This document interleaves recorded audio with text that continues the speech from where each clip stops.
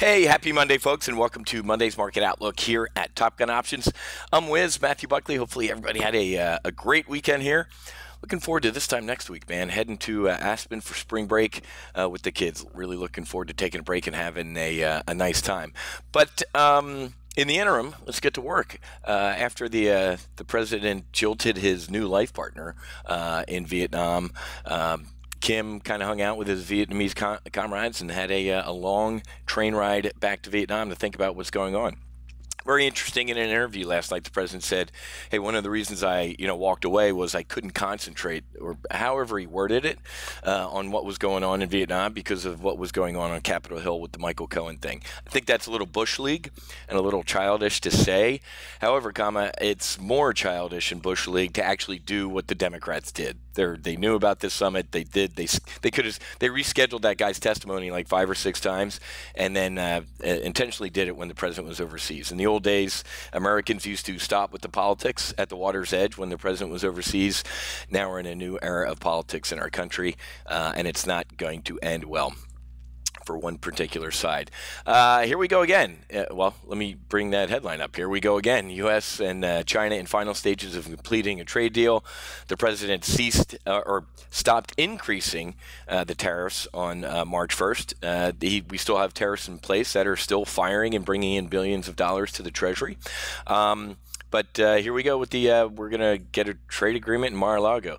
So we'll see. It really is the anticipation of this trade deal that's kind of kept this market up here. That's why I've been saying lately that I think we're going to see a little bit of a potentially sell on the news because it just seems like it's most people don't believe what's going to be written in it and what's the implementation. I think Goldman Sachs had a good analysis of this thing. Is the best case is that an agreement would leave some tariffs in place, potentially lifting them in stages as various commitments under the agreement have been met. But they say we expect some tariffs to remain in place well into 2020. So I think that's the way to go, is to keep keep some tariffs in place as this thing kind of gets airborne and works its way downrange.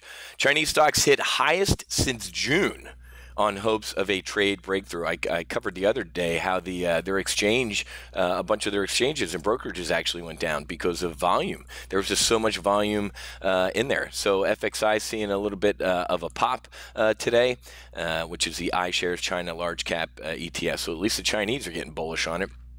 And that's the other reason, obviously. Stocks were up earlier in the morning. I'm shooting this at about 11:19, and the Dow's down, the S&P's down a little bit. So I really do believe that we're going to see this wallowing around here above, just like we did for about a week and a half-ish. We wallowed above the 50-day moving average as we went through it, and then same thing here. We had a nice rise through the 200-day moving average, and I think we're going to wallow around down here. I think we're in a holding pattern until we get some sort of signing agreement.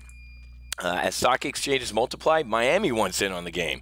One of the reasons I ditched out of CME was this: competing exchanges, SEC increasing fees, and a bunch of stuff. So here we go, man. Miami Stock Exchange, that'd be awesome. Amazon, nice upgrade today by Evercore, price target to 1965. I'd say that's a little short of what my price target is in a year, but still, Amazon's up, I think it was up 1.5% today, almost 2%.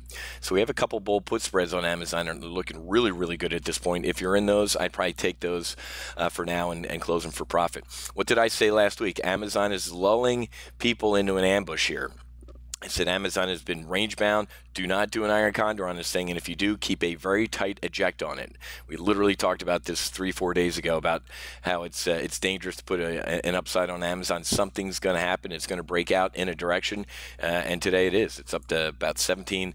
Another magical round number, 1700 level there, which is pretty interesting. Really mixed macroeconomic data last week. It was There was economic data, brown and green, which, to be honest with you, is good for the market, even though we had some bad macroeconomic data. Why? Because this is the market now where bad news is good news. We're still in bizarro market, right? Good news is obviously good news. Bad news is good news, and awful news is great news. Why? because the Fed isn't going to have to raise interest rates or be forced to raise interest rates. With the economy just kind of doing good and not overheating, they can sit on their hands a little bit. So, we all know the history of the world here. October 3rd, Jerome Powell ended capitalism, and over here he said, oops, my bad. Well, keep drinking, but, I'm buying. So the Fed is keeping the punch bowl open. And they're still unwinding their balance sheet, but the interest rate increases are more or less off the table. So here we go. So market's kind of walling around here. We're waiting to see what's progress or what this trade deal actually look like, and then we're going to go from there. Okay. Have a great rest of your day. Happy hunting. Make sure you hedge, and God bless. And I'll see many of you for weekly options at 1 o'clock.